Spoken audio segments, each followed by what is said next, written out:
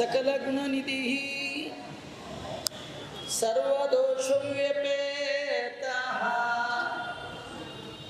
पूर्णानन्दो व्ययो यो गुरुरपि परमः चिन्तयेतं महान्तम् ॐ जन्माद्यस्य यतोऽन्वयात् इतरतश्च अर्थेष्वभिघ्नस्वराट् तेने ब्रह्महृदाय आदिकवये मुह्यन्ति यं सूरयः तेजो वारिमृदं यथा विनिमयो यत्र त्रिसर्गो मृषा धाम्ना स्वेन सदा निरस्तकुहकं सत्यं परं धीमहि बुद्धिर्बलं यशोधैर्यं निर्भयत्वमरोगता अजाड्यं वाक्पटुत्वं च हनुमत्स्मरणात् भवेत् भवति यदनुभावात् एडमुकोऽपि वाग्मी जडमतिरपि जन्तुर्जायते प्राज्ञमौलिः सकलवचनचेतो देवता भारती सा मम वचसि निधत्तां सन्निधिं मानसे च यं प्रवुरदन्दमनुपेतमपेतकृत्यं द्वैपायनो विरहकातर आजुहाव पुत्रेति तन्मयतया तरवोऽपि नेदुः तं सर्वभूतहृदयं मुनिमानतोऽस्मि नमो वस्तात्विका देवाः विष्णुभक्तिपरायणाः धर्ममार्गे प्रेरयन्तु भवन्तः सर्व एव हि मुकोऽपि यत्प्रसादेन मुकुन्दशयनायते राजराजायते रिक्तो राघवेन्द्रं तमाश्रये आपादमौलिपर्यन्तं गुरूणाम् आकृतिं स्मरेत् तेन विघ्नाः प्रणश्यन्ति सिद्ध्यन्ति च मनोरथाः स्वस्त्यस्तु सताम् अशेषसन्मङ्गलानि भवन्तु श्रीगुरुभ्यो नमः हरिः ॐ श्रीराजोवाच समप्रियसुहृद्ब्रह्मन् भूतानां भगवान् स्वयं इन्द्रस्यार्थे कथं दैत्यान् अवदीत् विषमो यथा श्रीगुरुभ्यो नमः हरिः ओಂ परम ಪವಿತ್ರವಾದಂತಹ ತಾಣ ಶ್ರೀ ಗುರುರಾಜರ ಈ ದಿವ್ಯ ಸನ್ನಿಧಾನ. ಇಂತಹ ಈ ಸನ್ನಿಧಾನದಲ್ಲಿ ಗುರುರಾಜರ ಅವತಾರದಲ್ಲಿ ಒಂದಾದಂಥದ್ದು ಪ್ರಹ್ಲಾದ ರಾಜರ ಅವತಾರ. ಭಗವದ್ಭಕ್ತರಲ್ಲಿಯೇ ಅಗ್ರಗಣ್ಯರಾದ ಮಹಾನುಭಾವರು ಜಗದ್ಗುರು ಶ್ರೀಮನ್ ಮಧ್ವಾಚಾರ್ಯರು ಪ್ರಹ್ಲಾದ ರಾಜರ ಬಗ್ಗೆ ಹೇಳುವಾಗ ಜನ್ಮ ವೈಷ್ಣವರು ಅಂತ ಕರೆದಿದ್ದಾರೆ. ಹುಟ್ಟುವಾಗಲೇ ವಿಷ್ಣು ಭಕ್ತಿಯ ಒಟ್ಟಿಗೆ ಹುಟ್ಟಿದ ಮಹಾನುಭಾವರು.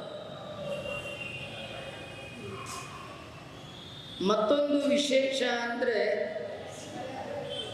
ಭಗವಂತನ ಏಕಾಂತ ಭಕ್ತರಾದ ಜೀವೋತ್ತಮರಾದ ವಾಯುದೇವರ ಸನ್ನಿಧಾನ ವಿಶೇಷದಿಂದ ಯುಕ್ತರಾದ ಮಹಾನುಭಾವರು ವಾಯುನಾಚ ಸಮಾವಿಷ್ಟ ಮಹಾಬಲ ಸಮನ್ವಿತ ಅಂತ ವಾಯುದೇವರ ವಿಶೇಷ ಸನ್ನಿಧಾನಕ್ಕೆ ಪಾತ್ರರಾದ ಮಹಾನುಭಾವರು ಪ್ರಹ್ಲಾದರಾಜರು. ಅವರ ಉಪದೇಶಗಳು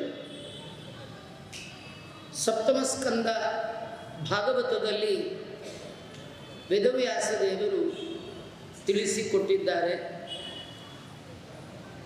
ವೇದವ್ಯಾಸ ದೇವರಿಂದ ರಚಿತವಾದಂತಹ ಬ್ರಹ್ಮಸೂತ್ರಗಳು ಏನಿದೆ, ಮೀಮಾಂಸಾ ಶಾಸ್ತ್ರ ಅಂತ, ಅದರಲ್ಲಿ ಭಗವಂತನಿಗೆ ವೈಷಮ್ಯಾದಿ ದೋಷಗಳು ದೇವರಲ್ಲಿ ಇಲ್ಲ. ಬ್ರಹ್ಮಮೀಮಾಂಸಾ ಶಾಸ್ತ್ರದ ವೈಷಮ್ಯ ನೈರ್ಗುಣ್ಯಾಧಿಕರಣದ ಸಾರದಂತಿರುವ ಸ್ಕಂದ ಈ ಸಪ್ತಮ ಸ್ಕಂದ. ಆಚಾರ್ಯರು ಭಾಗವತದ ಬಗ್ಗೆ ಹೇಳುವಾಗ ಅರ್ಥೋಯಂ ಬ್ರಹ್ಮಸೂತ್ರಾಣ ಭಾರತಾರ್ಥ ವಿನಿರ್ಣಯ ಗಾಯತ್ರಿ ಭಾಷ್ಯ ರೂಪೋಸು ವೇದಾರ್ಥ ಪರಿಬ್ರಹ್ಮಿತ ಅಂತ ಹೇಳ್ತಾ, ಶ್ರೀಮದ್ ಭಾಗವತ ಅಂದ್ರೇನೆ ವ್ಯಾಸ ನಿರ್ಮಿತವಾದ ಸೂತ್ರಗಳ ವಿವರಣೆ ಶ್ರೀಮದ್ ಭಾಗವತ. ಅಂತಹ ಒಂದು ಸೂತ್ರ, ಒಂದು ಅಧಿಕರಣದ ಸಾರ ಸಪ್ತಮ ಸ್ಕಂದ ಭಾಗವತ. ಈ ಭಾಗವತದ ಆರಂಭದಲ್ಲಿ ರಾಜ ಪರೀಕ್ಷಿತ್ ಮಹಾರಾಜ ಪ್ರವಚನ ಮಾಡುವ ಶುಕಾಚಾರ್ಯರಲ್ಲಿ ಒಂದು ಪ್ರಶ್ನೆ ಕೇಳ್ತಾ ಇದ್ದಾನೆ. ಭಗವಂತ ಎಲ್ಲರಿಗೆ ಸಮ ಅಂತ ಹೇಳ್ತಾರೆ, ಆದರೆ ದೇವರ ಅವತಾರದ ಕಥೆಗಳನ್ನು ಕೇಳಿದಾಗ, ದೇವರ ಅವತಾರದಲ್ಲಿ ಭಗವಂತ ಮಾಡಿದ ಕಾರ್ಯವನ್ನು ಕಂಡಾಗ ಅವನು ಎಲ್ಲರಿಗೆ ಸಮ ಅಂತ ಅನಿಸೋಲ್ಲ. ಕಾರಣ, ದೇವರು ಪ್ರತಿ ಬಾರಿ ಭೂಮಿಗೆ ಬಂದಾಗ ಮಾಡೋದು ಒಂದೇ ಕೆಲಸ, ಪರಿತ್ರಾಣಾಯ ಸಾಧೂನಾಂ ವಿನಾಶಾಯ ಚ ದುಷ್ಕೃತಾಂ ಅಂತ ವರ್ಣನೆ ಮಾಡಿದ್ದಾರೆ.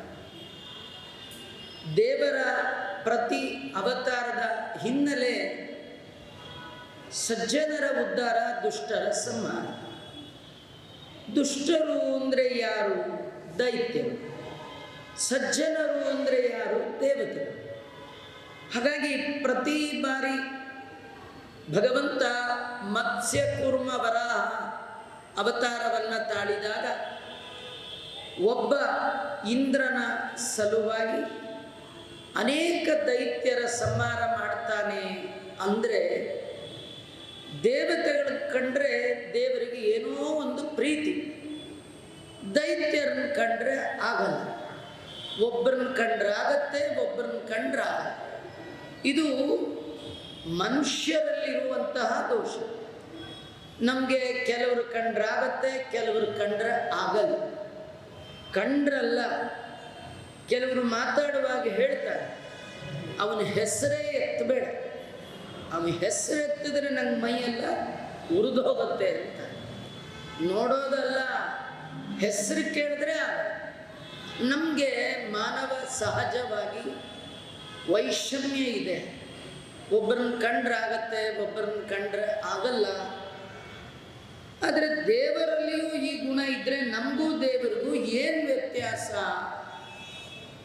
ದೇವರನ್ನು ಸಮ ದೇವರನ್ನು ವಿಷ್ಣು ಸಹಸ್ರನಾಮದಲ್ಲಿ ಸಮಾತ್ಮ ಸಂಹಿತ ಸಮ, ದೇವರು ಸಮ ಅಂತ ಕರೀತಾರೆ.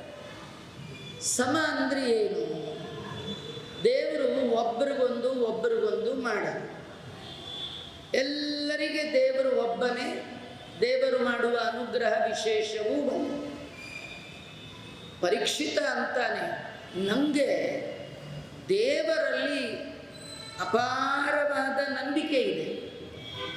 ಆದರೆ ದೇವರ ಈ ಗುಣ ಇದೆಯಲ್ಲ, ಸಮತ್ವ, ಇದರಲ್ಲಿ ನನಗೆ ನಂಬಿಕೆ ಇಲ್ಲ. ಇದು ದೊಡ್ಡ ದೋಷ. ಏನು ದೋಷ? ದೇವರನ್ನು ನಂಬಿದೆ ಅಂತ ಹೇಳೋದು, ದೇವರ ಗುಣದಲ್ಲಿ ನಂಬಿಕೆ ಇಲ್ಲ ಅಂತ. ತುಂಬ ದೊಡ್ಡ ದೋಷ ಇದು. ದೇವರನ್ನು ನಂಬಿದ್ದೇನೆ ಅಂದರೆ ದೇವರ ಗುಣವನ್ನು ನಂಬಬೇಕು. ಯಾಕಂದರೆ ದೇವರನ್ನು ಬಿಟ್ಟು ದೇವರ ಗುಣಗಳು ಇಲ್ಲ. ದೇವರು ಅಂದರೆ ಗುಣಗಳೇ ಮೂರ್ತಿ ಸ್ವರೂಪ. ಅವನನ್ನು ಅನಂತ ಕಲ್ಯಾಣ ಗುಣಗಣ ಪರಿಪೂರ್ಣ ಅಂತ ಕರೀತಾರೆ. ನನಗೆ ದೇವರ ಗುಣದಲ್ಲಿ ನಂಬಿಕೆ ಇಲ್ಲ, ಇದನ್ನು ತಾವು ದಯಮಾಡಿ ನನಗೆ ಬಂದ ಈ ಸಂಶಯವನ್ನು ಪರಿಹಾರ ಮಾಡಿರಿ ಅಂತ ಕೇಳ್ಕೊಳ್ತಾ ಇದ್ದೀನಿ. ನಿಜ ನೋಡಿದ್ರೆ ಇದು ಅವನ ಪ್ರಶ್ನೆ ಅಲ್ಲ ರೀ, ನಮ್ಮದೇ ಪ್ರಶ್ನೆ. ಇಲ್ಲೆಲ್ಲ ದೇವಸ್ಥಾನಕ್ಕೆ ನಾವು ಯಾರು ಬಂದಿದ್ದೇವೆ, ದೇವರ ಪೂಜೆ ಯಾರು ಮಾಡ್ತೇವೆ, ದೇವರ ಇರುವಿನ ಬಗ್ಗೆ ಯಾರಿಗೆ ಡೌಟ್ ಇಲ್ಲ, ದೇವರಿದ್ದಾನೆ ಅಂತ ನಂಬಿದ್ದೇವೆ, ದೇವರಿದ್ದಾನೆ ಅಂತ ನಂಬಿದ್ದೇವೆ, ದೇವರಲ್ಲಿ ನಂಬಿಕೆ ಇದೆ, ರಾಯರಲ್ಲಿ ನಂಬಿಕೆ ಇದೆ, ಪ್ರತಿ ಗುರುವಾರ ಬರ್ತೇವೆ, ವಿಷ್ಣುವಿನಲ್ಲಿ ನಂಬಿಕೆ ಇದೆ, ದಿನ ಪಾರಾಯಣ ಮಾಡ್ತೇವೆ. ಆದರೆ ನಮಗೆ ದೇವರ ಗುಣದಲ್ಲಿ ನಂಬಿಕೆ ಇಲ್ಲ ಅಲ್ಲ. ಅದೇ ಹಾಗೆ ಹೇಳ್ತೀರಿ? ಸುಮ್ಮನೆ ನಿಮಗೊಂದು ಸಣ್ಣ ಉದಾಹರಣೆ ಅಂದರೆ, ಈ ದೇವಸ್ಥಾನಕ್ಕೆ ಮನೆಯಿಂದ ಬರುವಾಗ ಮನೆ ಬೀಗ ಹಾಕ್ಕೊಂಡು ಬಂದಿರ್ತೀರೋ ಇಲ್ಲೋ, ಬಾಯಲ್ಲಿ ಹೇಳೋದೇನು ಜಗದ್ರಕ್ಷಕ ಅಲ್ಲ. ಜಗತ್ತು ರಕ್ಷಣೆ ಮಾಡುವ ದೇವರು ನಿಮ್ಮನೆ ರಕ್ಷಣೆ ಮಾಡದೇ ಇರ್ತಾನ? ನಮಗೇನು ಗೊತ್ತಾ? ದೇವರಲ್ಲಿ ನಂಬಿಕೆ ಇದ್ದಾನೆ, ಇದೆ, ಆದರೆ ಜಗತ್ತನ್ನು ರಕ್ಷಣೆ ಮಾಡುವ ದೇವರು ನನ್ನ ಮನೆಯ ರಕ್ಷಣೆಯನ್ನು ಹೊತ್ತಿದ್ದಾನೆ ಅನ್ನುವ ನಂಬಿಕೆ ನಮಗಿಲ್ಲ. ಇದೆ ಅನ್ನೋದು ಕೂಡ ಅದು ಲಿಪ್ ಸಿಂಪತಿ ಅಂತ, ತುಟಿ ತುದಿಯ ಮಾತು. ನಿಜವಾಗಿ ಹೃದಯದಲ್ಲಿ ನಮಗೂ ಎಲ್ಲ ಬರೀ ಡೌಟೇ, ದೇವರಲ್ಲ, ದೇವರ ಗುಣದಲ್ಲಿ. ದಾಸರಂತಾರೆ, ನಿಜವಾಗಿ ದೇವರ ದಾಸರು ಯಾರು? ಇವತ್ತು ಬಂದದ್ದು ನಾಳೆಗಿರಲಿ ಅಂತ ಯಾರು ಇಟ್ಕೊಳ್ತಾನೆ ಅವನು ದೇವರ ದಾಸ ಅಲ್ಲ. ಸ್ವಲ್ಪ ಯೋಚನೆ ಮಾಡಿ.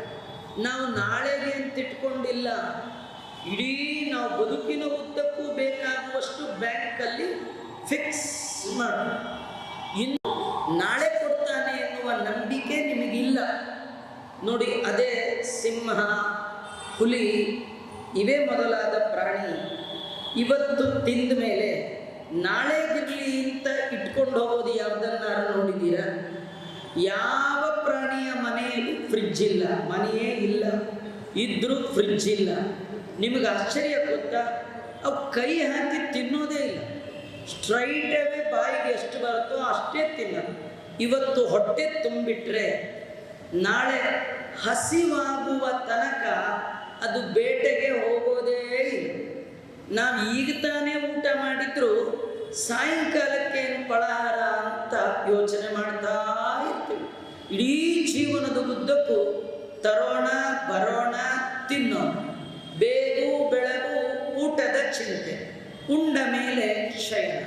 ದಾಸರಂತಾರೆ, ಕಲ್ಲೊಳಗೆ ಪುಟ್ಟಿ ಕೂಗುವ ಕಪ್ಪೆಗೆ ಅಲ್ಲೇ ಆಹಾರವನ್ನು ಇಟ್ಟವರು ಯಾರು?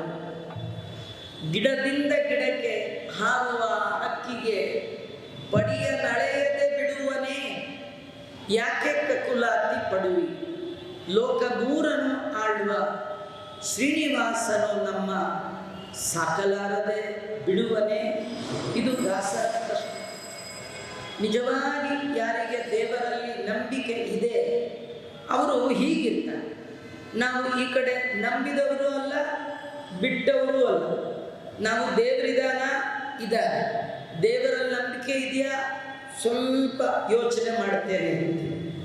ನಮಗೆ ನಿಜವಾಗಿ ದೇವರಲ್ಲಿ ನಂಬಿಕೆ ಇದೆ. ದಾಸರಂತಾರೆ, ನಿನ್ನ ಗುಣಗಳಲ್ಲಿ ನನಗೆ ನಂಬಿಕೆ ಇಲ್ಲ. ದೇವರ ಗುಣದಲ್ಲಿ ನಂಬಿಕೆ ಇಲ್ಲ. ಇನ್ನೂ ಒಂದು ಸಣ್ಣ ಉದಾಹರಣೆ ಅಂದರೆ, ನಿತ್ಯ ಬಿಡದೆ ದೇವರ ಪೂಜೆ ಮಾಡುವವರು ಕೂಡ ಪೂಜೆ ಎಲ್ಲ ಆದಮೇಲೆ ಅವ್ರನ್ನ ಕೇಳಿ, ಪೂಜೆ ಎಲ್ಲ ಆಯ್ತಾ ಅಂತ ಕೇಳಿ, ಅವ್ರು ಇಮ್ಮಿಡಿಯೇಟ್ ಉತ್ತರ ಏನು ಹೇಳ್ತಾರೆ ಅಂದರೆ, ನಾನೇನೋ ಮಾಡಿದೆ, ಅವನು ತಗೊಂಡೋ ಬಿಟ್ನೋ ಡೌಟ್. ನಮಗೆ ತಗೊಳ್ತಾನೆ, ನಾನು ಕೊಟ್ಟದ್ದು ತಗೊಳ್ತಾನೆ, ನಂಬಿಕೆ ಇಲ್ಲ. ಶಬರಿ ಇಡೀ ಜೀವನದ ಉದ್ದಕ್ಕೂ ರಾಮ ಬರ್ತಾನೋ ಇಲ್ಲೋ ಡೌಟ್ ಇಲ್ಲ, ಇವತ್ತು ಬಂದೇ ಬರ್ತಾನೆ, ನಾಳೆ ಬಂದೇ ಬರ್ತಾನೆ.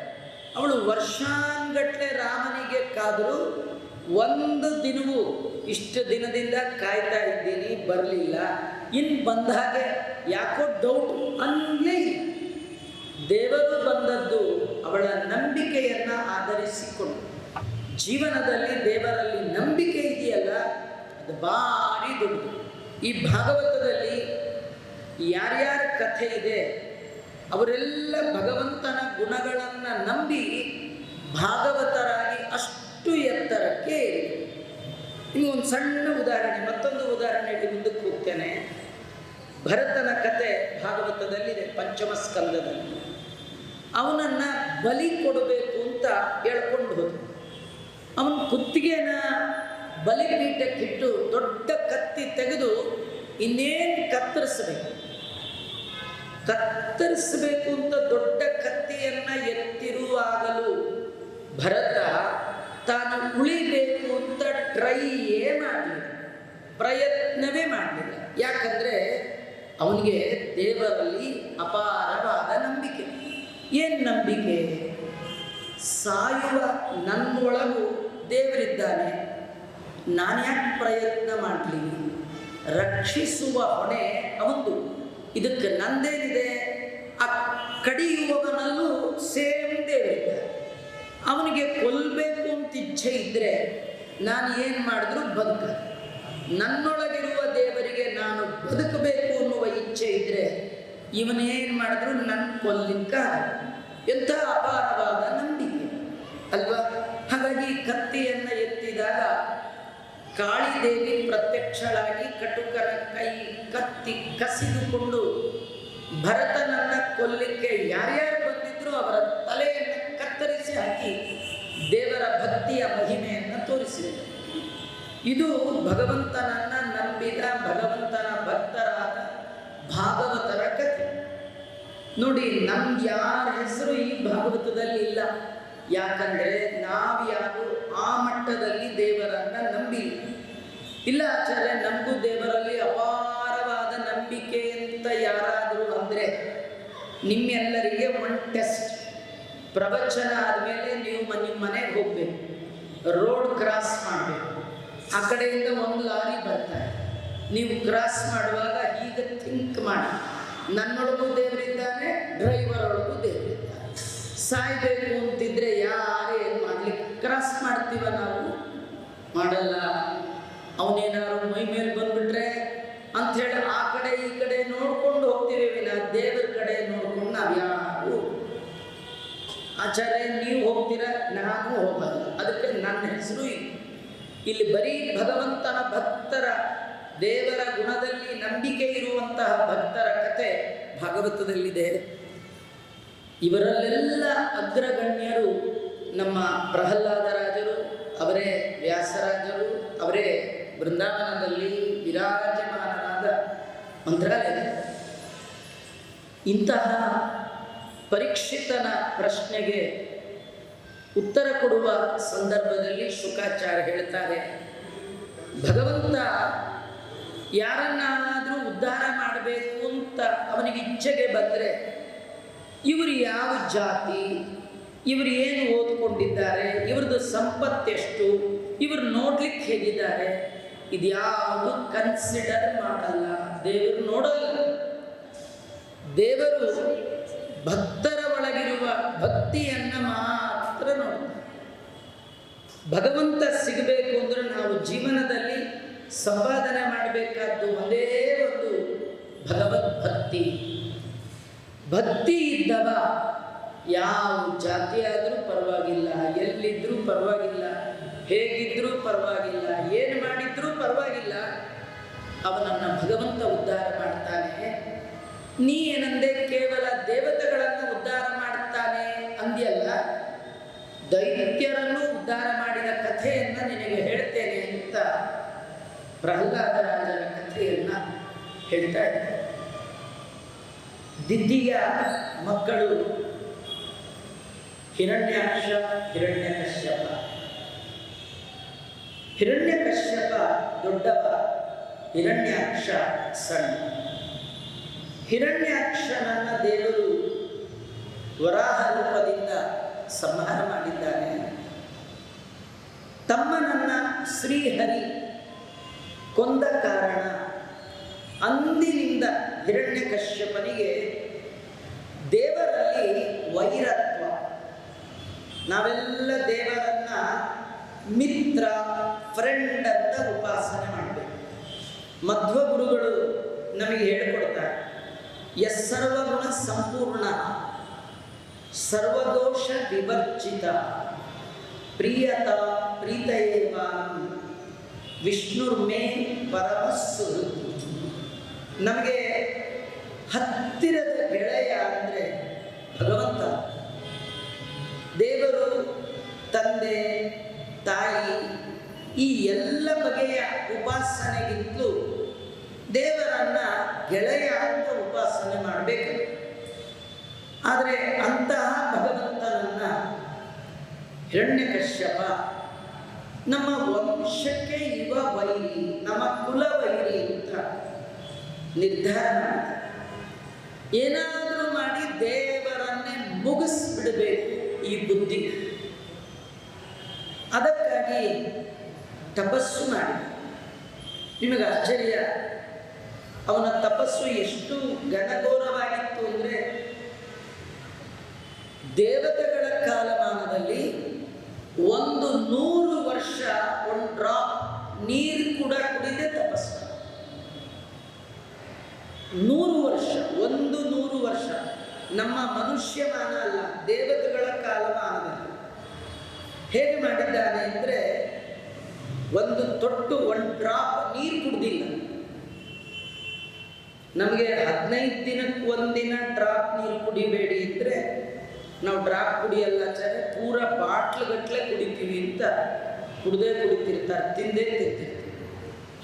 ಆದರೆ ದೈತ್ಯ ತಾನು ತಪಸ್ಸು ಮಾಡಿದ ಕ್ರಮ, ಊರ್ಧ್ವಬಾಹು ನಭೋ ದೃಷ್ಟಿ ಪಾದಾಂಗುಷ್ಟಾಶ್ರಿತಾವನಿ, 2 ಕೈಗಳನ್ನು ಹೀಗೆ ಮೇಲೆತ್ತಿಬಿಟ್ಟಿದ್ದಾರೆ.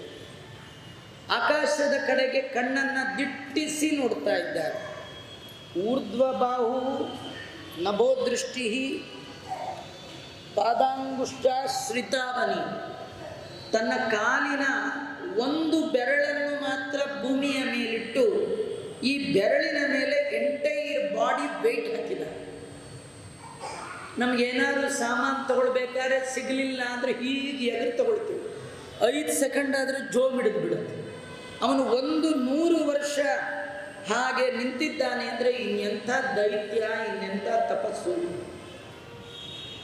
ಅವನು ಹೀಗೆ ತಪಸ್ಸು ಮಾಡ್ತಿದ್ದ, ವಿಚಲಿತ ಆಗಲಿಲ್ಲ, ಚೂರು ಶೇಕ್ ಆಗಲಿಲ್ಲ. ಹಾಗೆ ಈ ಮರಕುಟಿಗ ಅಂತ ಹಕ್ಕಿ ಇದೆ, ಅದು ಮರದಲ್ಲಿ ಕೂತು ತೊಗಟೆಯನ್ನು ತೆಗೆಯುತ್ತೆ. ಅಂಥ ಹಕ್ಕಿಗಳು ಅವನ ದೇಹದ ಮೇಲೆ ಕೂತು ಅವನ ಮೈಮೇಲಿನ ಎಲ್ಲ ಮಾಂಸವನ್ನು ತಿಂದು ಹೋದರೂ ಅವನು ತಪಸ್ಸಿಂದ ಏಳಲಿಲ್ಲ. ಇಷ್ಟು ಮಾಂಸ ತಿಂದ ಮೇಲೆ ಅವನು ಬದುಕಿದ್ದ ಹೇಗೆ? ಭಾಗವತ ಹೇಳುತ್ತೆ, ಪ್ರಾಣಾಹ ಅಸ್ಥೀಷು ಶೇರತ್. ಮೂಳೆಯಲ್ಲಿ ಪ್ರಾಣವನ್ನು ಇಟ್ಕೊಂಡಿದ್ದ, ಮೂಳೆಯಲ್ಲಿ ಪ್ರಾಣ ಇತ್ತು. ಅವನ ದೇಹದ ತುಂಬ ಹುತ್ತ ಬೆಳೆದು ಬಿಟ್ಟು. ಎಂಥ ತಪಸ್ಸು! ನಾವ್ಯಾರೂ ಇದನ್ನು ಊಹೆ ಮಾಡಲಿಕ್ಕೂ ಸಾಧ್ಯ ಇಲ್ಲ. ಯಾಕಂದರೆ ನಮ್ಮದೆಲ್ಲ ತಪಸ್ಸಂದೆ ಒಂದು 10 ಗಾಯತ್ರಿ ಮಾಡೋದೇ ದೊಡ್ಡ ತಪಸ್ಸು. ನಮಗದೇ ಆಗಲ್ಲ.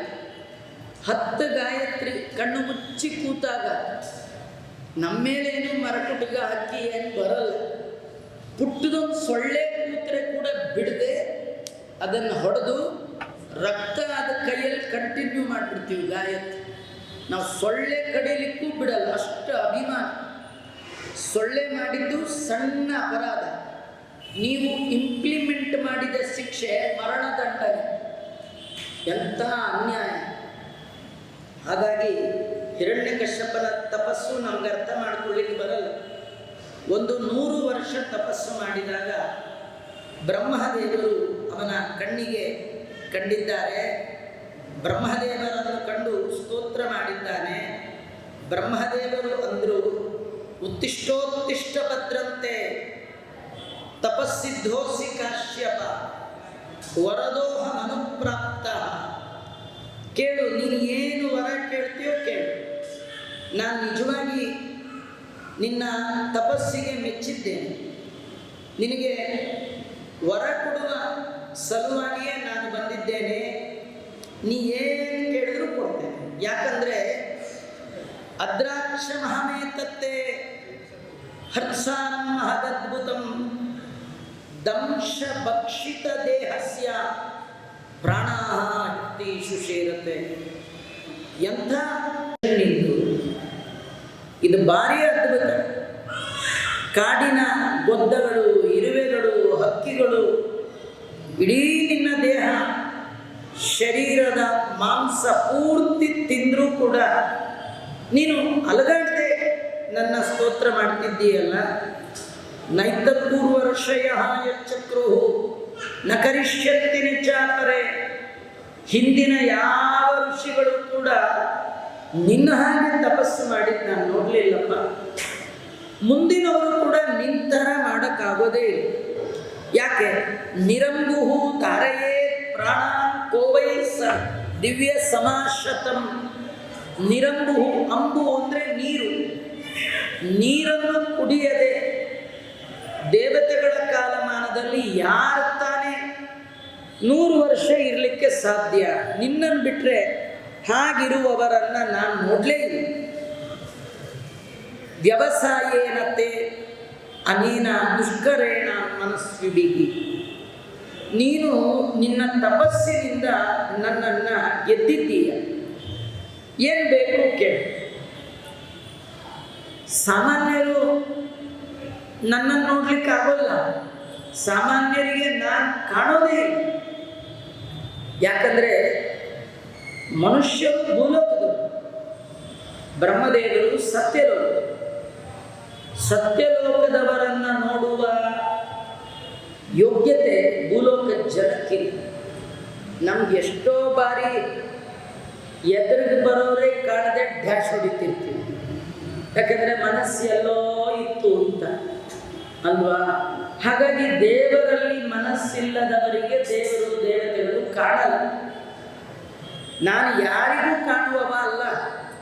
ಮರ್ತಸ್ಯತೆ ಹೆಮರ್ತಸ್ಯ ದರ್ಶನಂ ನಿಷ್ಫಲಂ.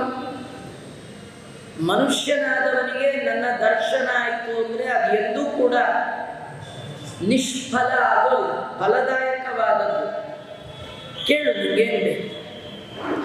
ಏನು ಆಶ್ಚರ್ಯ ಅಂದರೆ ಕೇಳಲಿಕ್ಕೆ ಅವರ ಕೈ, ಕಾಲು, ಬಾಯಿ ಯಾವುದಿಲ್ಲ, ಎಲ್ಲ ಮೂಳೆ, ಬರೀ ಸ್ಕೆಲಿಟನ್. ಆದರೆ ಆ ಸಂದರ್ಭದಲ್ಲಿ ಬ್ರಹ್ಮದೇವರು ಕಮಂಡಲು ಜನೇನ ಅಕ್ಷೌ ದಿವ್ಯೇನಾಮೋ ಭರಾದಸ. ಅವರ ಕೈಯಲ್ಲಿ ಕಮಂಡಲು ಇತ್ತು. ನೀರು ತಗೊಂಡು ಕೈಗೆ ಹಾಕ್ಕೊಂಡು ಬ್ರಹ್ಮದೇವರು ಆ ನೀರನ್ನು ಅವನ ಮೇಲೆ ಪ್ರೋಕ್ಷಣೆ ಮಾಡಿ ಒಂದೇ ಕ್ಷಣ ಸರ್ವಾವಯವ ಸಂಪನ್ನ ವಜ್ರ ಸಂವಹನೋ ಯುಗ ಉತ್ಥಿತ ಸಪ್ತ ಹೇಮಾಭ ವಿಭಾವಸು ವಯಸ್ಸ.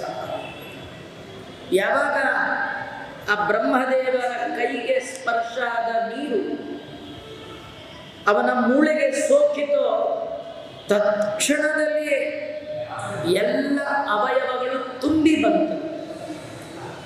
ಒಳ್ಳೆ ವಜ್ರಕಾಯ, ವಜ್ರದಂತೆ ಕಠಿಣವಾದ ದೇಹ ಬಂತು. ನೋಡಿ, ಈ ಕಥೆಯಲ್ಲಿ ನಮಗೊಂದು ಮೆಸೇಜ್ ಇದೆ, ಕಥೆ ಇದೆ. ಅದು ಬ್ರಹ್ಮದೇವರ ಕೈಯಿಂದ ಬಂದ ನೀರು. ಆ ನೀರಿಗೆ ಇಷ್ಟು ಮಹತ್ವ ಇದೆ. ಅಪ್ಪಣ್ಣಾಚಾರ್ಯರು ಮಂತ್ರಾಲಯ ಪ್ರಭುಗಳ ಮಹಿಮೆಯನ್ನು ಹೇಳ್ತಾರೆ. ಆ ಬ್ರಹ್ಮದೇವರು ವಿರಾಜಮಾನರಾದಂತಹ ಪೀಠದಲ್ಲಿ ಬಂದ ಮಹಾನುಭಾವರು ಮಂತ್ರಾಲಯ ಪ್ರಭುಗಳು, ಬ್ರಹ್ಮದೇವರ ಮನೆಯಲ್ಲಿದ್ದವರು ಮಂತ್ರಾಲಯ ಪ್ರಭುಗಳು, ಬ್ರಾಹ್ಮಣ ಕುಲದಲ್ಲಿ ಬಂದವರು ಮಂತ್ರಾಲಯ ಪ್ರಭುಗಳು. ಅವರ ಕೈ ನೀರು, ಅವರ ಪಾದದ ನೀರು, ಪಾದೋದಕ, ಅದು ಪ್ರೋಕ್ಷಣೆ ಆದರೆ ನಮಗೆ ಆರೋಗ್ಯ ಎಷ್ಟು ಚೆನ್ನಾಗಿ ಬರುತ್ತೆ ಅನ್ನೋದನ್ನು ನಾವು ತಿಳ್ಕೊಳ್ಬೇಕು. ಸಾಮಾನ್ಯ ಉತ್ತಮನಾದ ವೇದ ವಿದ್ವಾಂಸನಾದ ಬ್ರಾಹ್ಮಣನ ಪಾದದ ನೀರಿಗೆ ಮಹತ್ತರವನ್ನು ವೇದ ಹೇಳುತ್ತೆ. ಯಾವತಿ ವೈ ದೇವತಾಸ್ತಾ ಸರ್ವಾ ವೇದ ವಿಧಿ ಬ್ರಾಹ್ಮಣೇ ವಸಂತಿ. ವೇದಾಧ್ಯಯನ ಮಾಡಿದಂಥ ಶ್ರೋತ್ರಿಯನಾದ ಬ್ರಾಹ್ಮಣನ ಪಾದದ ಒಳಗೆ ಎಲ್ಲ ನದ್ಯಾಭಿಮಾನಿ ದೇವತೆಗಳಿರ್ತಾರೆ. ಪೃಥಿವ್ಯಾಂ ಯಾನಿ ತೀರ್ಥಾನಿ ತಾನಿ ತೀರ್ಥಾನಿ ಸಾಗರೇ, ಸಾಗರ ಸರ್ವತೀರ್ಥಾನಿ ಪದೇ ವಿಪ್ರಸ್ಯ ದಕ್ಷಿಣೆ. ಬ್ರಾಹ್ಮಣರ ಬಲಪಾದದಲ್ಲಿ ಎಲ್ಲ ನದ್ಯಾಭಿಮಾನಿಗಳು, ಸಾಗರಾಭಿಮಾನಿ ದೇವತೆಗಳು ಇರ್ತಾರೆ. ಸಾಮಾನ್ಯ ಬ್ರಾಹ್ಮಣರ ಪಾದದ ನೀರಿಗೆ ಇಷ್ಟು ಬೆಲೆಯಾದರೆ ಆ ಬ್ರಾಹ್ಮಣ ವರ್ಣದಲ್ಲಿಯೇ ಆಶ್ರಮ ಜ್ಯೇಷ್ಠರು, ಯತ್ಯಾಶ್ರಮ, ಬ್ರಹ್ಮಚರ್ಯ, ಗಾರಹಸ್ಥ್ಯ, ವಾನಪ್ರಸ್ಥ, ಸನ್ಯಾಸ, ಟಾಪ್ ಮೋಸ್ಟ್ ಆಶ್ರಮ. ಅದಕ್ಕಿಂತ ಭಗವಂತನಿಗೆ ಪ್ರೀತಿಕಾರಕವಾದ ಇನ್ನೊಂದು ಆಶ್ರಮವೇ ಇದೆ. ಅಂಥ ಆಶ್ರಮದಲ್ಲಿ ವಿರಾಜಮಾನರಾದವರ ಪಾದೋದಕ ಅಷ್ಟೇ ಅಲ್ಲ, ಇವರದು ಇನ್ನೊಂದು ಮಹಿಮಾ ಅಪರೋಕ್ಷೀಕೃತ ಶ್ರೀಶ. ಸದಾ ದೇವರನ್ನ ಹೃದಯದಲ್ಲಿ ಕಾಣುವ ಮಹಾಮಹಿಮರು. ಅವರ ನಾಮ, ಅವರ ಪಾದದ ಛಲ. ಮಂದ ಭಾಗ್ಯರಿಗೆ ದೊರೆಯದಿಗರ ಸೇವಾ, ಬೃಂದಾವನಗತ ಮೃತ್ತಿಗೆ ಜಲಪಾನ, ಮುಕ್ತಿಗೆ ಸೋಪಾನ, ಮೋಕ್ಷ ಕೊಡಿಸುವ ಶಕ್ತಿ ಅವರ ಪಾದೋದಕಕ್ಕಿದೆ ಅಂದಮೇಲೆ ಆ ಯಾವ ಪೀಠದಲ್ಲಿ ಬಂದರೂ ಅದರಲ್ಲಿ ಮೂಲ ಬ್ರಹ್ಮದೇವರು. ಅವರ ಕೈಯಿಂದ ಸೋಕಿದ ನೀರು ಹಿರಣ್ಯಾಕ್ಷನ ಮೈ ಮೇಲೆ ಹುಡುಕಿ ನೋಡಿದರೂ ಚೂರು ಮಾಂಸ ಇರಲಿಲ್ಲ. ಯಾವಾಗ ದೊಡ್ಡವರ ಕೈ ನೀರು ಸ್ಪರ್ಶ ಆಯಿತೋ ಅದ್ಭುತವಾದ ವಜ್ರ ಸಂಹನನೋ ಯುವ. 100 ವರ್ಷ ವಾಪಸ್ ಬಂದ್ಬಿಡ್ತಾರೆ, ಹೆಂಗಾಗ್ಬಿಟ್ಟು. ನಾವು ಎಲ್ಲೆಲ್ಲೋ ಹೋಗಿ ಹೆಂಗೆಂಗೋ ಆಗ್ಬಿಟ್ಟು. ದೊಡ್ಡವರ ಬಳಿಗೆ ಬರಬೇಕ್ರಿ. ವೀಕೆಂಡ್ ಅಂತ ಎಲ್ಲೋ ಹೋಗಿ ವೀಕಾಗಿ ಎಂಡ್ ಆಗಬೇಡಿ. ವೀಕಿಗೆ ಒಮ್ಮೆ ಬಂದು ಎಂಡಾಗೋವರೆಗೂ ನೋಡ್ಕೊಳ್ತಾರೆ. ಅಂಥವರು ಮಂತ್ರಾಲಯ ಪ್ರಭುಗಳು, ಅಂತಹ ಜ್ಞಾನಿಗಳು. ಬ್ರಹ್ಮದೇವರು ಯಾವಾಗ ತಮ್ಮ ಕಮಂಡಲು ಪ್ರೋಕ್ಷಣೆ ಮಾಡಿದ್ದಾರೆ ಅದ್ಭುತವಾಗಿ ನಿಂತು ಬಿಟ್ಟಿದ್ದಾನೆ. ಸನಿರೀಕ್ಷ್ಯಾಂಬರೇ ದೇವಂ ಹಂಸವಾಹನಮಾಸ್ತಿತ. ಮುಂದೆ ಯಾರು ಭೂಮಿಯಲ್ಲಿ ತಪಸ್ಸು ಮಾಡಿದರೂ ವರ ಕೊಡಲಿಕ್ಕೆ ನೀನು ಬರಬಾರ್ದು, ನನ್ನ ಹತ್ರ ಕಳಿಸ್ಕೊ, ವರ ನಾ ಕೊಡ್ತೇನೆ ಅಂದ್ರೆ ಅರ್ಥ ಏನು? ನಿನ್ನ ಪೋಸ್ಟು ನನಗೆ.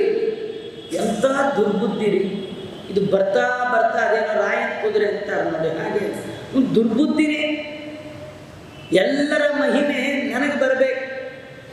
ಮುಂದೆ ತಪಸ್ಸು ಯಾರೇ ಮಾಡಿದ್ರು ಫಲ ಕೊಡೋದು ನಾನು. ಹೀಗೆಲ್ಲ ಕೇಳ್ತಾ ಇದ್ದಾನೆ ಬ್ರಹ್ಮದೇವರಂದರು. ಈ ರೀತಿ ವರಗಳು ವರಾಂಸ್ತಸ್ಯ ಸುದುರ್ಲಭ. ಇದಷ್ಟು ಸುಲಭಕ್ಕೆ ಸಿಗುವಂಥದ್ದಲ್ಲ. ಅತ್ಯಂತ ದುರ್ಲಭವಾದ ವರವನ್ನು ನೀನು ಕೇಳ್ತಾ ಇದ್ದೀಯಾ. ತಾತೇವೇ ದುರ್ಲಭಾತ್ವಂಸೋ ಯಾನ್ ವೃಣೀಶೇ ವರಾನ್ಮಮ. ನೀನು ನನ್ನಲ್ಲಿ ವರ ಕೇಳ್ತಾ ಇದ್ದೀಯಾ, ಇದು ಅತ್ಯಂತ ದುರ್ಲಭವಾದದ್ದು. ಆದರೂ ದುರ್ಲಭವಾಗಿದ್ದರೂ ನಿಮಗೆ ಈ ವರವನ್ನು ನಾನು ಕೊಡ್ತಾ ಇದ್ದೇನೆ. ಹಿಂದೆ ಯಾರು ಕೇಳಿಲ್ಲ, ಫಸ್ಟ್ ಟೈಮ್ ನೀ ಕೇಳ್ತಾ ಇದ್ದೀಯಾ, ನಿನಗೆ ಕೊಟ್ಟಿದ್ದೇನೆ. ಬ್ರಹ್ಮದೇವರಿಗೆ ವರ ಯಾವಾಗ ಕೊಟ್ಟರೋ ನಿಜ ನೋಡಿ. ಈ ಕತೆ ಹಿರಣ್ಯಕಶ್ಯಪಂದಲ್ಲ, ನಮ್ಮದೇ. ಅದು ಹೇಗೆ ಅಂದರೆ, ಯಾರಾದರೂ ಪ್ರವಚನ ಮುಗಿಸ್ಕೊಂಡು ನಾವು ಮನೆಗೆ ಹೋಗುವಾಗ ಯಾವುದೋ TV ಚಾನಲ್ ಮೈಕ್ ಹಿಡ್ಕೊಂಡು ನಮ್ಮ ಎದುರಿಗೆ ಬಂದು ಇಷ್ಟೊತ್ತು ತನಕ ನೀವು ಕತೆ ಹೇಳಿದ್ರಿ, ನೀವು ಹೇಗೆ ಸಾಯಬೇಕು ಅಂದ್ಕೊಂಡಿದ್ದೀರಿ? ಮನೆ ಒಳಗ, ಮನೆಯ ಹೊರಗ, ಮೇಲ, ಕೆಳಗ, ನೈಟ, ಆಸ್ಪತ್ರೆನ, ನರ್ಸಿಂಗ್ ಹೋಮ್ ಕೇಳಿದ್ರೆ ನಾವು ಯಾವುದಕ್ಕೆ ಟಿಕ್ ಮಾಡ್ತೀವಿ ಹೇಳಿ? ಯಾವುದಕ್ಕೂ ಟಿಕ್ ಮಾಡಲ್ಲ. ನಿಂಗೇನೆಯ ಇಂಥ ಕೆಟ್ಟ ಪ್ರಶ್ನೆ ಕೇಳ್ತಾ ಇದೆಯಾ ಅಂತ ಬೈದು ಕಳಿಸ್ತೀವಿ, ಹೌದಾ? ಇದರ ಅರ್ಥ ಏನು ಗೊತ್ತಾ? ನಾವು ಒಳೊಳಗೆ ಸಣ್ಣ ಹಿರಣ್ಯಕಶ್ಯಪ, ಅವನು ರಿಯಲ್ ಹಿರಣ್ಯಕಶ್ಯಪ. ಎಂಥ ವರ ಕೇಳಬೇಕು, ಎಂಥದ್ದು ಕೇಳಬಾರ್ದು ಅಂತ ನಾಚಿಕೆ ಕೂಡ ಇಲ್ಲ, ಕೇಳ್ತಿದ್ದ. ಆದರೆ ನಮಗೆ ಗೊತ್ತು ಇಂಥ ವರ ಕೇಳಿದ್ರೆ ಸಿಗೋಲ್ಲ ಅಂತ. ಕೃಷ್ಣ ಹೇಳ್ತಾನೆ, ಜಾತಸ್ಯ ದ್ರೋಹಿ ಮೃತ್ಯು, ಹುಟ್ಟಿದವರೆಲ್ಲ ಸಾಯಬೇಕು. ಕೃಷ್ಣನ ಮಾತು ಕೇಳಿದವರು ಈ ವರ ಎಂದು ಕೇಳಲ್ಲ. ಹಿರಣ್ಯಕಶ್ಯಪ ಕೇಳ್ತಾ ಇದ್ದಾನೆ ಅಂದರೆ ದೇವರ ಮಾತು ಕಿವಿಗೆ ಹೋಗಿಲ್ಲ, ಭಗವದ್ಗೀತೆ ಕೇಳಿಲ್ಲ, ಭಗವಂತನ ಭಕ್ತನಾಗಲಿಲ್ಲ.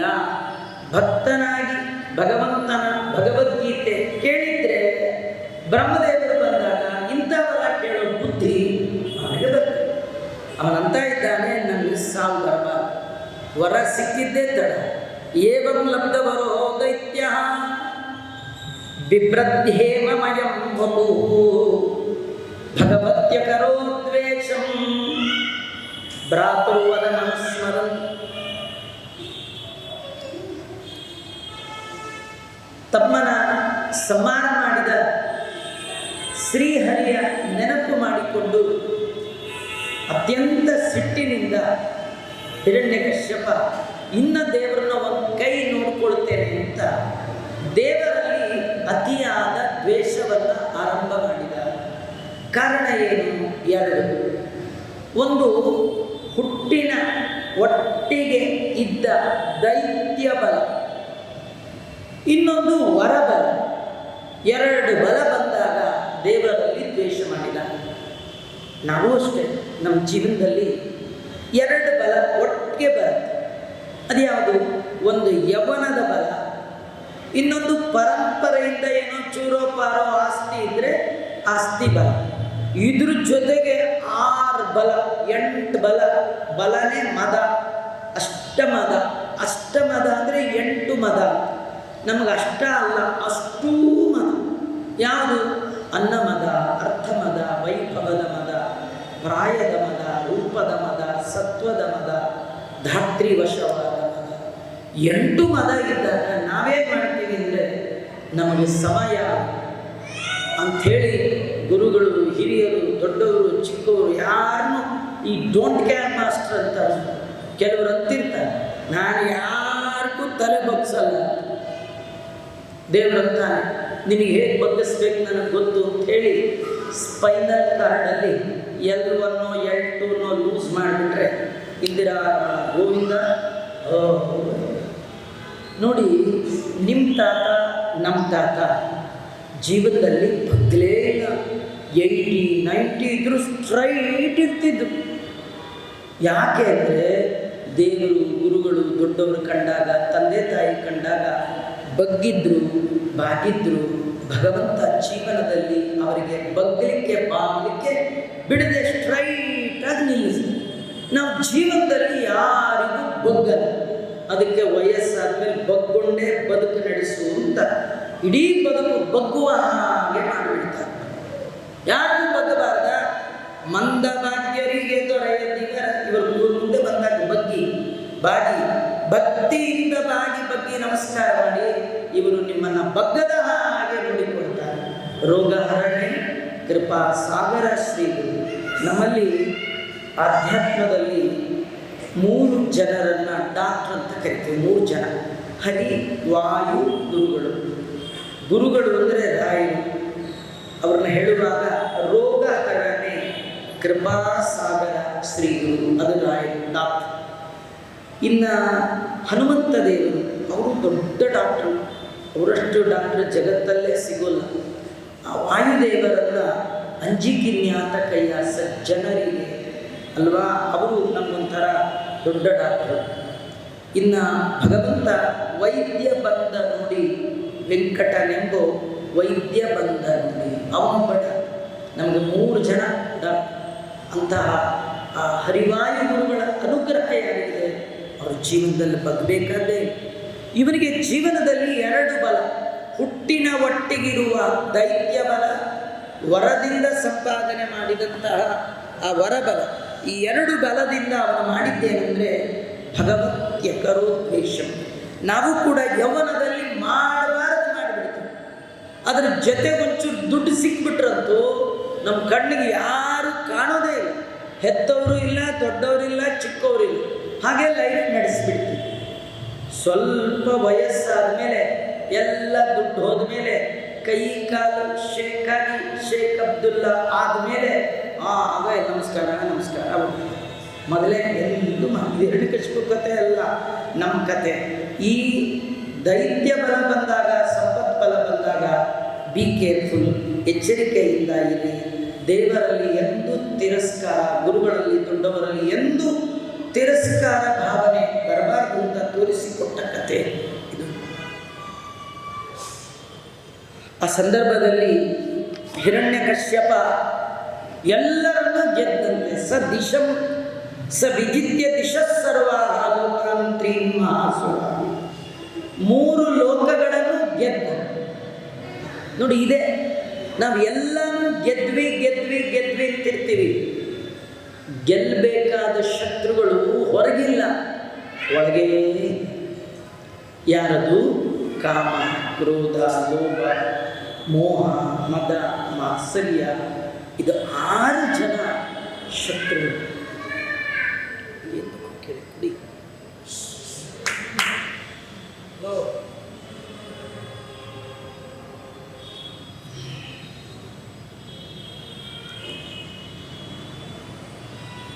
ಗೆಲ್ಲಬೇಕಾದ ವೈರಿಗಳು 6 ಜನ. ಅರಿಷಡ್ ವರ್ಗ ಅಂತ ಕರೀತಾರೆ. ಅರಿಷಡ್ ವರ್ಗ ಅದು ಹೊರಗಿಲ್ಲ, ಒಳಗೆ ಇದೆ. ಒಬ್ಬ ಯಾರೋ ಬ್ರಹ್ಮದೇವರನ್ನು ಕುರಿತು, ದೇವತೆಗಳನ್ನು ಕುರಿತು ತಪಸ್ಸು ಮಾಡಿದ. ದೇವರು ಬರುವಾಗ ಬಿಲ್ಲುಬಾಣ ಸಮೇತ ಬಂದ. ಭಕ್ತನಿಗೆ ಕೇಳಿದ, ಏನು ಬೇಕು ನಿನಗೆ ವರ? ಭಕ್ತ ಅಂದ, ನಮಗೆ ತುಂಬ ಶತ್ರುಗಳಾಗ್ಬಿಟ್ಟಿದ್ದಾರೆ, ನೀನು ಒಂದು ಬಾಣದಿಂದ ಎಲ್ಲ ಶತ್ರುಗಳನ್ನು ಸಂಹಾರ ಮಾಡು ಅಂತ ಕೇಳಿದ. ದೇವರು ಆಯಿತು ಅಂದ. ಆ ಬಿಲ್ಲಿಗೆ ಬಾಣವನ್ನು ಹೂಡಿದ. ಎಲ್ಲೋ ಬಿಡಲಿಲ್ಲ, ವರ ಕೇಳಿದ್ನಲ್ಲ ಅವನಿಗೆ ಬಿಡೋಕ್ಕೆ ಶುರು ಮಾಡಿದ. ಇದೊಳ್ಳೆ ಚೆನ್ನಾಯಿತು, ನನ್ನ ಶತ್ರುಗಳನ್ನು ಬಿಡು ಅಂದರೆ ನನಗೆ ಬಿಡ್ತೀಯಲ್ಲ. ದೇವರಂದ, ನಿನ್ನ ಶತ್ರುಗಳು ಹೊರಗಿಲ್ಲ, ಒಳಗೆ ಇದ್ದಾರೆ. ಹಾಗಾಗಿ ನಾವು ಗೆಲ್ಲಬೇಕಾದ ಶತ್ರುಗಳು ಹೊರಗಿನವರಲ್ಲ. ದುಶ್ಮನ್ ಕಿದರೆ ಬಗಲ್ ಮೇ ಅಂದರ್, ನಮ್ಮ ಒಳಗೆ ಇದೆ. ಅದೇ ಬಯಕೆ, ದುಷ್ಟ ಕಾಮ. ಬೇಕುಗಳೇ ಆಶಾ. ಬೇಕು ಅಂದರೆ ಆಸೆ. ಆಶಾಹಿ ಪರಮಂ ದುಃಖ, ನೈರಾಶ್ಯಂ ಪರಮಂ ಸುಖ. ನೀವು ಬಯಸ್ತಿರಲ್ಲ, ಇದು ಬೇಕು, ಅದು ಬೇಕು, ಹೀಗಿರಬೇಕು, ಹಾಗೆ. ಈ ಎಕ್ಸ್ಪೆಕ್ಟೇಷನ್ ಇದೆಯಲ್ಲ, ಕಾಮನೆ ಇದೆಯಲ್ಲ, ಬಯಕೆಗಳಿದೆಯಲ್ಲ, ನಿಮ್ಮ ಡಿಸೈರ್ಸ್ ಇದೆಯಲ್ಲ, ಇದೇ ಎಲ್ಲ ದುಃಖಕ್ಕೆ ಕಾರಣ. ಎಲ್ಲ ಬೇಕಾದದ್ದು ಅದನ್ನೇ. ಕಾಮಜನಕ ನಿನ್ನ ನಾಮ ಪ್ರೇಮದಿಂದ ಪಾಡುವಂಥ ನೇಮ ಎನಗೆ ಪಾಲಿಸಯ್ಯ ಸ್ವಾಮಿ ವಾಮನ. ಆ ಭಗವಂತನನ್ನು ನಾವು ಕೇಳ್ಕೊಳ್ಬೇಕು. ಅವನ ಅನುಗ್ರಹ ಇದ್ದರೆ ನಾವು ಗೆಲ್ಲಲಿಕ್ಕೆ ಸಾಧ್ಯ, ಇಲ್ಲದಿದ್ದರೆ ಸಾಧ್ಯ ಇಲ್ಲ. ಇವನು ಎಲ್ಲ ಲೋಕವನ್ನು ಗೆದ್ದಿದ್ದಾನೆ. ಲೋಕಪಾಲಕರ ಸಂಪತ್ತನ್ನೆಲ್ಲ ಕಸಿದುಕೊಂಡ. ಏನೇನು ಮಾಡಬಾರ್ದು ಮಾಡಿ ಇಂದ್ರದೇವರ ಅರಮನೆಯನ್ನೇ ವಶ ಮಾಡಿಕೊಂಡ್ಬಿಟ್ಟು. ಇಂದ್ರದೇವರ ಮನೆ ಮುಂದೆ ಬೋರ್ಡ್ ಇತ್ತು, ದೇವರಾಜ. ಈ CM ಅಂತಿರುತ್ತಲ್ಲ, ಹಾಗೆ ದೇವರಾಜ ಅಂತಿತ್ತು. ಕಿತ್ತಿ ಹಸ್ಬಿಟ್ಟ, ಅದರ ಬದಲು ತೆಗೆದು ರಾಜ ಹಾಗೆ ಬಿಟ್ಟ. ದೇವ ತೆಗೆದ ದೈತ್ಯ ಅಂತ, ದೈತ್ಯ ರಾಜ. ಯಾರದು? ಕೆಳಗೆ ಹಿರಣ್ಯಕಶ್ಯಪ, ಅವೊಂದು ಮನೆ ಅಂತ ಹಾಕೊಂಡು. ಈ ದುರ್ಬುದ್ಧಿ, ಯಾರ್ದೋ ಮನೆಗೆ ನಮ್ಮ ಹೆಸರು ಹಾಕ್ಕೊಳ್ಳೋದು, ಏನೋ ಇನ್ಯಾರ್ದೋ ನಾ ಆಕ್ಯುಪೈ ಮಾಡಿಕೊಂಡು ಇದು ನಮ್ದಂತ ಏನಿಲ್ಲ. ಬರುವಾಗ ಯಾರು ಏನು ತಂದಿಲ್ಲ, ಹೋಗುವಾಗ ಯಾರು ಏನು ತೊಗೊಂಡು ಹೋಗಲ್ಲ. ಇಲ್ಲಿ ನೀವು ಯಾವುದನ್ನು ನಮ್ಮದು ಅಂತ ಅಂತೀರಿ, ಅದಕ್ಕೆ ಮುಂಚೆ ಬೇರೆ ಯಾರ್ದೋ ಆಗಿತ್ತು, ನೀವು ಆದಮೇಲೆ ಇನ್ಯಾರಿಗೋ ಹೋಗುತ್ತೆ. ನಮ್ಮದು ಅಂತ ನೀವು ಯಾವುದನ್ನು ಹೇಗೆ ಅಂತೀರಿ, ಅನ್ಲಿಕ್ಕೆ ಸಾಧ್ಯವೇ. ಆದರೆ ಹಿರಣ್ಯಕಶ್ಯಪ ನಂದು ನಂದು ಅಂಥೇಳಿ ಇನ್ನೊಬ್ಬರ ಸಂಪತ್ತಿನ ಮೇಲೆ ತಾನು ಅಧಿಕಾರವನ್ನು ಚಲಾಯಿಸ್ತಾ ಇದ್ದಾನೆ. ತಾನೇ ಇಂದ್ರನ ಅರಮನೆಯನ್ನು ವಶ ಮಾಡಿಕೊಂಡ್ಬಿಟ್ಟ. ಇಂತಹ ದೈತ್ಯನಿಗೆ ಅವನ ಉಪಟಳ, ಅವನು ಮಾಡುವಂತಹ ಶಾಸನ, ಅವನು ಎಲ್ಲ ಕಡೆ ಡಂಗೂರ ಹೊಡಿಸ್ಬಿಟ್ಟ. ಇನ್ಮೇಲೆ ಎಲ್ಲಿ ದೇವತಾ ಭಜನೆ ಇರಬಾರ್ದು. ಯಾರು ಭಗವಂತನ ನಾಮ ಸಂಕೀರ್ತನೆ ಮಾಡ್ತಾರೆ ಅವರಿಗೆ ಉಗ್ರವಾದ ಶಿಕ್ಷೆಯನ್ನು ಕೊಡ್ತಿದ್ದ. ದೇವರ ದಯ, ಎಲ್ಲದರ ಮೇಲೆ ಟ್ಯಾಕ್ಸ್ ಇದೆ, ಎಲ್ಲದರ ಮೇಲೆ ಕಂಟ್ರೋಲ್ ಇದೆ. ನೀವು ಮನೇಲಿ ಕೂತು ಭಜನೆ ಮಾಡ್ತೀನಿ ಅಂದರೆ ಇನ್ನೂ ದೇವರದ ಅದರ ಮೇಲೆ ಟ್ಯಾಕ್ಸು, ಅವರಿಗೆ ಪನಿಷ್ ಮಾಡುವಂಥದ್ದು ಸದ್ಯ ಇನ್ನೂ ಬಂದಿಲ್ಲ. ನಮ್ಮ ರಾಘವೇಂದ್ರ ಸ್ವಾಮಿಗಳಿರೋವರೆಗೂ ನೋ ಪ್ರಾಬ್ಲಮ್, ಏನು ಬರೋದು. ಅದರಿಂದ ಆದರೆ ಹಿರಣ್ಯಕಶ್ಯಪನ ಕಾಲದಲ್ಲಿ ಎಲ್ಲಿಯಾದರೂ ಗುಂಪು ಸೇರಿ ಹರಿಸರ್ವೋತ್ತಮ ಅಂದರೂ ಅಲ್ಲೇ ಶಿರಶ್ಛೇದನ ಮಾಡಿಬಿಡ್ತಾರೆ. ಅವರಿಗೆ ಮಾರಣಾಂತಿಕವಾದ ಶಿಕ್ಷೆಯನ್ನು ಕೊಡ್ತಿದ್ದ. ಇಂಥ ಕಠಿಣ ಶಿಕ್ಷೆ ಕೊಡುವಾಗ ದೇವತೆಗಳೆಲ್ಲ ಭಗವಂತನಲ್ಲಿ ಪ್ರಾರ್ಥನೆ ಮಾಡಿದ್ದಾರೆ. ಭಗವಂತ ಅವರಿಗೆ ಹೇಳ್ತಾನೆ, ಮದ್ದರ್ಶನಂ ಹಿ ಭೂತಾನಾಂ ಸರ್ವಶ್ರೇಯೋಪಪತ್ತಯೇ. ನನ್ನ ದರ್ಶನ ಆಯ್ತಲ್ಲ, ನೀವಿನ್ನು ಹೋಗಿ. ತಸ್ಯ ಶಾಂತಿಂ ಕರಿಷ್ಯಾಮಿ. ಆ ಹಿರಣ್ಯಕಶ್ಯಪ ಮಾಡ್ತಾ ಇರೋದು ನನಗೆ ಗೊತ್ತಿದೆ, ಅದಕ್ಕೇನು ಮಾಡಬೇಕು ನನಗೆ ಗೊತ್ತು, ನಾನು ಮಾಡ್ತೇನೆ, ಶಾಂತಿಯನ್ನು ಮಾಡ್ತೇನೆ. ಅಲ್ಲಿವರೆಗೂ ನೀವು ಸ್ವಲ್ಪ ಕಾಯಬೇಕು. ನೋಡಿ, ದೇವತೆಗಳಿಗೆ ಪ್ರತ್ಯಕ್ಷನಾದ ಭಗವಂತ ದೇವತೆಗಳಿಗೆ ಸ್ವಲ್ಪ ಕಾಯಿಲೆಯಿಂದ ನಮ್ಗೆ ಬಿಡ್ತಾನೆ. ನಾವೇ ದೇವತೆಗಳು ನೋಡಿದವರ ನಾವು ಏನು ಹೇಳಿದ್ರು ಎಲ್ಲ ಅರ್ಜೆಂಟ್ ಆಗಬೇಕು. ರಾಯರ ಹತ್ರ ಸೇವೆಗೆ ಅಂತ ಬರಬೇಕು. 7 ದಿನದೊಳಗೆ ರಾಯರು ನಮ್ಗೆ ಅನುಗ್ರಹ ಮಾಡಿದ್ರೆ ಸರಿ, ಇಲ್ಲದೆ ರಾಯರಿಗೆ ಹೇಳೋದು ಇಲ್ಲ ನಾನು ಬೇರೆ ಕಡೆ ಹೋಗ್ತೀನಿ. ಅರ್ಜೆಂಟ್ ಮಾಡಿದ್ರೆ ಆಗಲ್ಲ. ನೀವು ತಾಳುವಿಕೆಗಿಂತನ್ಯ ತಪವೂ ಇಲ್ಲ. ದೊಡ್ಡ ತಪಸ್ಸು ಯಾವುದಂದರೆ ತಾಳ್ಬೇಕಂತೆ, ತಾಳ್ಮೆ ಬೇಕಂತೆ, ಪೇಷನ್ಸ್ ಬೇಕು. ಇಲ್ಲದಿದ್ದರೆ ಪೇಷಂಟ್ ಆಗಿಬಿಡ್ತೀರಿ. ನೀವು ಪೇಷಂಟ್ ಆಗಬೇಕು ಅಂತ ಆಸೆ ಇದ್ದರೆ ನೋಡಿ, ಪೇಷನ್ಸ್ ಬಹಳ ಮುಖ್ಯ. ಸ್ವಯಂ ಭಗವಂತನೇ ಬಂದರೂ ಕೂಡ ಅಂದ್ಕೊಂಡಷ್ಟು ಬೇಗ ದೇವತೆಗಳಿಗೆ ಆಗಲ್ಲ. ಅಂದಮೇಲೆ ನಮಗೆಲ್ಲ ಅಂತ ನಮಗೇನೋ 1 ದಿನ 2 ದಿನ ಸೇವೆ ಮಾಡಿದ ಮಾತ್ರಕ್ಕೆ ಎಲ್ಲ ಪ್ರಾಬ್ಲಮ್ ಸಾಲ್ವ್ ಆಗಬೇಕು ಅಂದರೆ ಸಾಧ್ಯ ಇಲ್ಲ. ಜನ್ಮ ಜನ್ಮಾಂತರದಲ್ಲಿ ಸೇವೆ ಮಾಡಿದಾಗ ಮಾತ್ರ, ನಮ್ಮ ಸೇವೆ ದೊಡ್ಡವರಿಗೆ ತಲುಪಿದಾಗ ಮಾತ್ರ ಅದು ನಮಗೆ ಫಲಕಾರಿಯಾಗುತ್ತೆ ಅನ್ನೋದನ್ನು ತೋರಿಸ್ತಾ ಭಗವಂತ ಅಂತಾನೆ, ನೀವು ಯೋಚನೆ ಮಾಡಬೇಡಿ. ಅವ್ರು ಕೇಳಿದ್ರು, ಈಗಲೇ ನಮಗೆ ಸಾಕಾಗಿದೆ, ಇನ್ನು ಎಷ್ಟು ವರ್ಷ ಕಾಯಬೇಕು? ಅವನಂದ ಭಗವಂತ ಅಂತಾನೆ, ನಿರ್ವೈರಾಯ ಪ್ರಶಾಂತಾಯ ಸ್ವಸುತಾಯ ಮಹಾತ್ಮನೇ ಪ್ರಹ್ಲಾದಾಯ ಯದಾ ದೃಕ್ಯೇ ಧನಿಷ್ಯೇಪಿ ವರೋರ್ಜಿತಂ. ಯಾರಲ್ಲಿಯೂ ದ್ವೇಷ ಮಾಡದ ಪ್ರಹ್ಲಾದ, ತನ್ನ ಮಗ ಹಿರಣ್ಯಕಶ್ಯಪನ ಮಗನಾದ, ಯಾವಾಗಲೂ ಪ್ರಶಾಂತ ಸ್ವಭಾವ.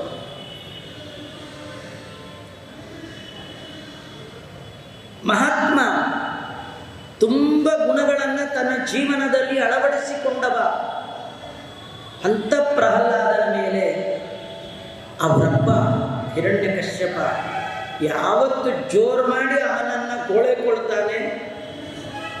ಎಂಥ ವರ ತಗೊಂಡಿದ್ರು ಅವನನ್ನು ನಾನು ಕ್ಷಣ ಮಾತ್ರದಲ್ಲಿ ಮುಗಿಸ್ತೇನೆ ಅಂತ ದೇವರಂತ. ದೇವತೆಗಳಿಗೆಲ್ಲ ಆನಂದ ಆಯಿತು. ಅವ್ರ ಮನೆಗೆ ಹೋಗುವಾಗ ಅಂದ್ಕೊಂಡ್ರು, ಈ ಅಪ್ಪ ಮಕ್ಕಳಕ್ಕೆ ಜಗಳ ಯಾವಾಗ ಶುರುವಾಗುತ್ತೋ ದೇವರೇ ಅಂತ ದೇವತೆಗಳೆಲ್ಲ ಅಂದ್ಕೊಂಡು ಹೋಗ್ತಾ ಇದ್ದಾರೆ. ಈ ಪ್ರಹ್ಲಾದರಾಜರ ತಂದೆ ಹಿರಣ್ಯಕಶ್ಯಪನಿಗೆ 4 ಜನ ಮಕ್ಕಳಿದ್ರಲ್ಲಿ. ಪ್ರಹ್ಲಾದ, ಸಕಲಾದ, ಆಹ್ಲಾದ, ಅನುಹ್ಲಾದ ಅಂತ 4 ಜನ ಮಕ್ಕಳು. ತಸ್ಯ ದೈತ್ಯಪತೆ ಪುತ್ರಾಹ 4 ಪರಮಾದ್ಭುತ. 4 ಜನ ಮಕ್ಕಳು ಎಲ್ಲರೂ ಆಶ್ಚರ್ಯಕರ ರೀತಿಯಲ್ಲಿ. ಅಲ್ಲ, ತಂದೆ ತಾಯಿಯ ಮೇಲೆ ಮಕ್ಕಳಿದ್ದಾರೆ ಅಂದರೆ ಅದರಲ್ಲಿ ಆಶ್ಚರ್ಯ ಏನಂದರೆ 4 ಜನ ಮಕ್ಕಳಲ್ಲಿ ಒಬ್ಬ ಮಗನು ಅಪ್ಪನ ಥರ ಇರಲಿಲ್ಲ. ನೋಡಿ, ಅದೇ ಹಿರಣ್ಯಾಕ್ಷನಿಗೆ 9 ಜನ ಮಕ್ಕಳು, ಎಲ್ಲ ಮಕ್ಕಳು ಅಪ್ಪನ ಥರನೇ ಇತ್ತು. ಅಪ್ಪ ನಂಬರ್ 1 ಅಯೋಗ್ಯ, ಮಕ್ಕಳು ಅವನು ಮೀರಿಸಿದ ಅಯೋಗ್ಯ. ಇಲ್ಲಿ ಹಿರಣ್ಯಕಶ್ಯಪ ದೊಡ್ಡ ದೈತ್ಯ, ಮಕ್ಕಳೆಲ್ಲ ಭಗವದ್ಭಕ್ತರು. ಇದು ಆಶ್ಚರ್ಯ ಅಲ್ಲ? ಯಾಕಂದರೆ ಮನೆಗೆ ಪೂಜೆ ಇಲ್ಲ, ದೇವರನ್ನು ಕಂಡ್ರೆ ಆಗೋದೇ ಇಲ್ಲ. ಇಂಥ ವಾತಾವರಣದಲ್ಲಿ ಒಬ್ಬ ಭಗವದ್ಭಕ್ತ ಹುಟ್ಟಿದ್ದಾನೆ ಅಂದರೆ ಅದಕ್ಕಿಂತ ಆಶ್ಚರ್ಯ ಮತ್ತೆ. ಒಬ್ಬೊಬ್ಬರಲ್ಲಿ ಒಂದೊಂದು ಗುಣ ಇದ್ದರೇ ದೊಡ್ಡವರು ಅಂತ. ಪ್ರಹ್ಲಾದರಾಜರಲ್ಲಿ ತುಂಬ ಗುಣಗಳಿತ್ತು. ಆ ಎಲ್ಲ ಗುಣಗಳಿಗೆ ಮುಕ್ಕುಟಪ್ರಾಯವಾದ ಒಂದು ಗುಣ ಇತ್ತು. ಯಾವುದು ಅಂದರೆ ವಾಸುದೇವೇ ಭಗವತಿ ಯಸ್ಯ ನೈಸರ್ಗಿಕಿ ರತಿ. ಭಗವಂತನಲ್ಲಿ ಮೋಕ್ಷಪ್ರದನಾದ ಆ ಭಗವಂತನಲ್ಲಿ ಸ್ವಾಭಾವಿಕವಾದ ಭಕ್ತಿ ಇತ್ತು. ಇದರರ್ಥ ಅವನಿಗೆ ಮನೆಯೊಳಗೆ ಯಾರೂ ಭಕ್ತಿ ಮಾಡೋದನ್ನು ಹೇಳಿಕೊಟ್ಟಿಲ್ಲ. ನಮಗೆಲ್ಲ ನಮ್ಮ ಅಪ್ಪ ಅಮ್ಮ, ನಮ್ಮ ತಂದೆ, ನಮ್ಮ ಗುರುಗಳು, ನಮ್ಮ ಹಿರಿಯರು ರಾಯರು ಕಂಡಾಗ, ದೊಡ್ಡವ್ರನ್ನ ಕಂಡಾಗ, ದೇವರನ್ನ ಕಂಡಾಗ ಮಾಮಿ ಜೋತ ಮಾಡು, ನಮಸ್ಕಾರ ಮಾಡು, ಅಪ್ಪ ಅಮ್ಮಗಳು ಹೇಳ್ಕೊಟ್ಟಿದ್ದಕ್ಕೆ ಇಷ್ಟು ಉಳಿದಿರೋದ್ರಿ. ಪ್ರಹ್ಲಾದನ ಮನೆಯಲ್ಲಿ ಅವರ ಅಪ್ಪನೂ ಆಗಿಲ್ಲ, ಅಮ್ಮನೂ ಆಗಿಲ್ಲ, ಹೇಳ್ಕೊಡೋರು ಯಾರಿಲ್ಲ. ಅವನಿಗೆ ಹುಟ್ಟಿನ ಒಟ್ಟಿಗೆ ಬಂದಿದೆ ಈ ಗುಣ, ದೇವರಲ್ಲಿ ಭಕ್ತಿ.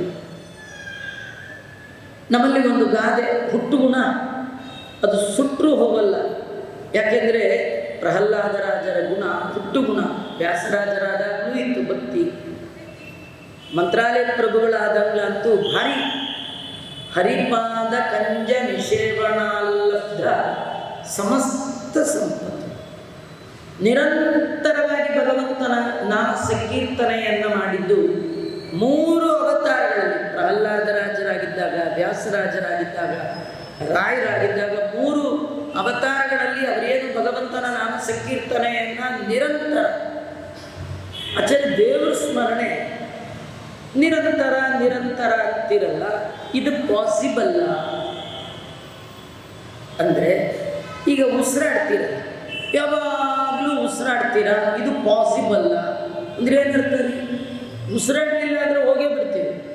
ಹೇಗೆ ಜೀವನಕ್ಕೆ ಆಧಾರವನ್ನಾಗಿ ನಾವೆಲ್ಲ ಉಸಿರು ಇಟ್ಕೊಂಡಿದ್ದೇವೆ, ಭಗವಂತನ ಹೆಸರನ್ನೇ ಉಸಿರು ಮಾಡಿಕೊಂಡ ಮಹಾನುಭಾವರು ಮಂತ್ರಾಲಯ ಪ್ರಭುಗಳು, ವ್ಯಾಸರಾಜರು ಮತ್ತು ಪ್ರಹ್ಲಾದರಾಜ. ಯಾವಾಗಲೂ ಭಗವಂತನ ನಾಮ ಸಂಕೀರ್ತನೆ, ಯಾವಾಗಲೂ. ಅಂತಹ 4 ಜನ ಮಕ್ಕಳಲ್ಲಿ ಪ್ರಹ್ಲಾದ ಭಾರಿ ದೊಡ್ಡದು.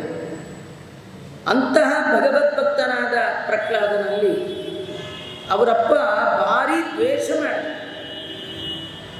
ಆಗ ಧರ್ಮರಾಜ ಒಂದು ಪ್ರಶ್ನೆ ಮಾಡ್ತಾನೆ, ಜಗತ್ತಿನಲ್ಲಿ ಕೆಟ್ಟ ಮಕ್ಕಳನ್ನು ಮುದ್ದು ಮಾಡುವ ತಂದೆ ತಾಯಿಗಳನ್ನು ನಾವು ನೋಡಿದ್ದೇವೆ.